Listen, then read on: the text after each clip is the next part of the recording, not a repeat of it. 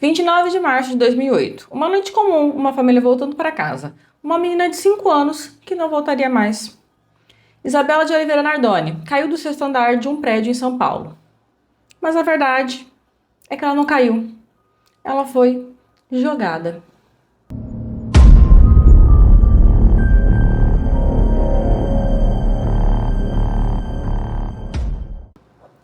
E esse não foi um conto de fadas com um final feliz. Esse foi o início de um dos crimes mais brutais da história do Brasil.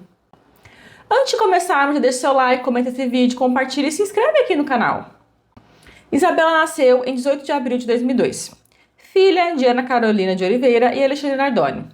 Ela cresceu nos primeiros anos ao lado da mãe, que cuidava dela com dedicação, enquanto tentava equilibrar estudos e trabalho.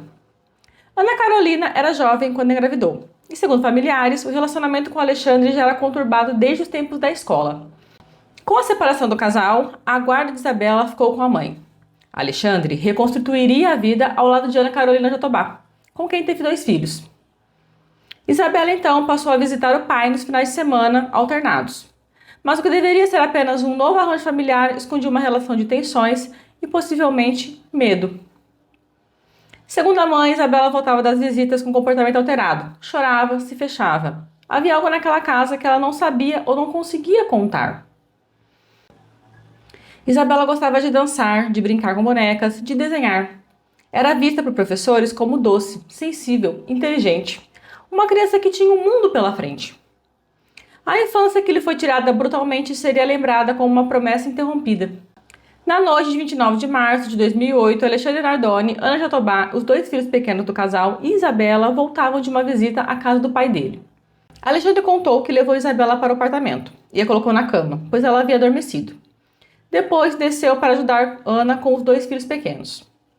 Quando voltaram, afirmou que encontrou a luz do quarto acesa e a tela de proteção cortada. Isabela havia caído.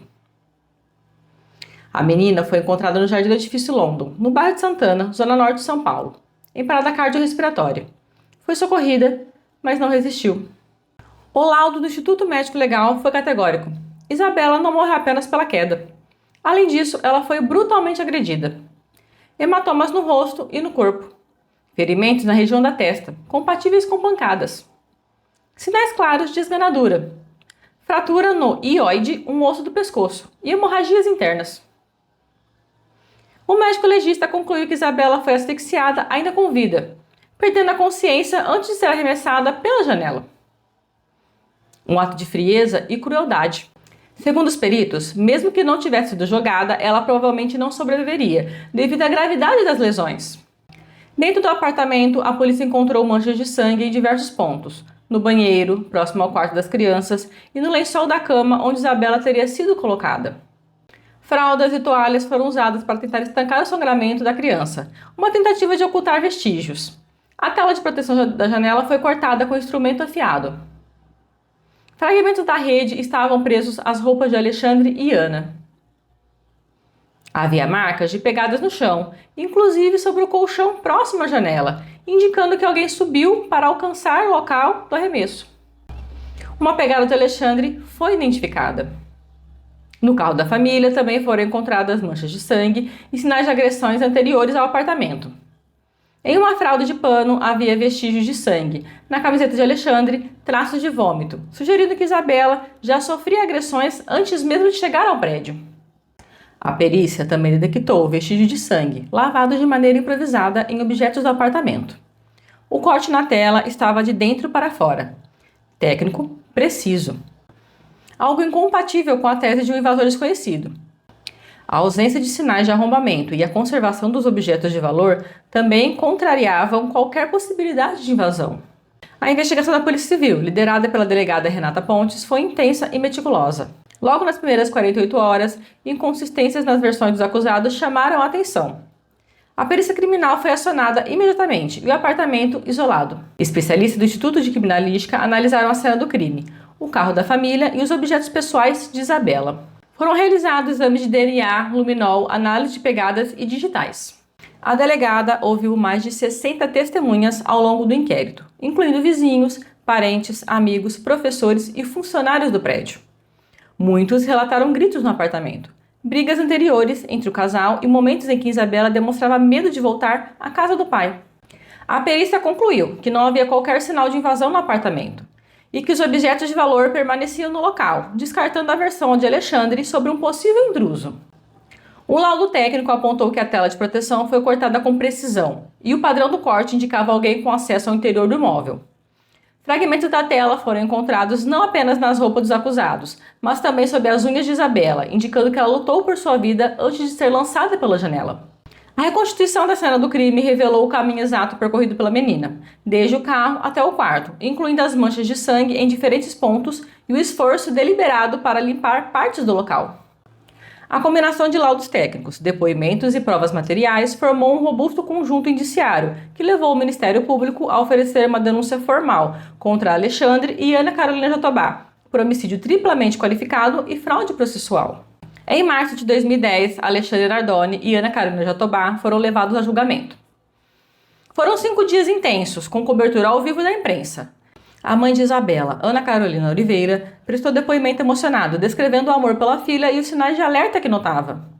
Alexandre foi condenado a 31 anos, 1 mês e 10 dias de prisão. Ana Jatobá, a 26 anos e 8 meses. Ambos por homicídio triplamente qualificado e fraude processual. Alexandre Nardoni, formado em Direito, nunca atuou profissionalmente como advogado. Filho de um advogado criminalista, cresceu em um ambiente jurídico. Durante o processo, demonstrou comportamento frio e evasivo, segundo o júri. Sua participação ativa no encobrimento foi decisiva para a condenação. Ana Carolina Jatobá, ex-universitária, era vista por conhecidos como temperamental. Já havia registros de brigas e discussões intensas no apartamento. Vizinhos relataram episódios de gritos, portas batidas e agressividade, inclusive na presença de Isabela. Anos após o silêncio, tanto Alexandre quanto Ana Carolina Jatobá concederam entrevistas em diferentes momentos da prisão. Ana Jatobá falou em 2014 ao repórter Roberto Cabrini, em uma entrevista que chocou o público. Ela negou o envolvimento no crime, disse que amava Isabela e que foi vítima de uma investigação falha e de uma condenação injusta. Declarou que a relação com a enteada era boa e que foi usada como bode expiatório. Em alguns trechos, sua fala era marcada por um tom defensivo, por vezes contraditório. Alexandre, por sua vez, concedeu entrevistas em 2021, onde também negou participação no assassinato. Manteve a versão de que a filha havia sido vítima de um crime cometido por terceiros. Em sua fala, foi notável a frieza e a ausência de comoção. Ele evitou entrar em detalhes sobre a noite do crime, preferindo destacar o tempo em que estava preso e a sua busca por recomeçar. Especialistas em comportamento analisaram essas entrevistas, destacando aspectos como falta de empatia com a vítima, contradições nas falas e uso de linguagem corporal fechada. As entrevistas não trouxeram provas novas, mas reacenderam a revolta popular, especialmente por parte da mãe de Isabela, que viu nelas uma tentativa de autopromoção e manipulação emocional. Nos anos seguintes, a mãe de Isabela buscou reconstruir a vida. Formou-se, teve outros filhos e segue fazendo homenagens à filha. Em 2025, Isabela completaria 23 anos. O pai e a madrasta progrediram para o regime semiaberto. Depois, para o regime aberto.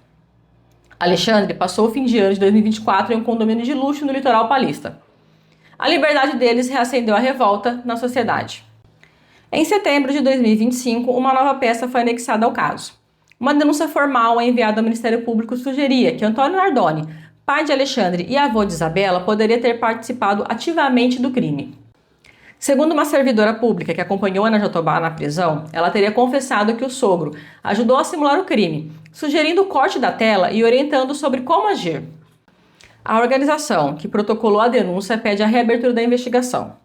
Se comprovada, essa revelação pode alterar o curso do caso, inclusive para responsabilizar outros envolvidos.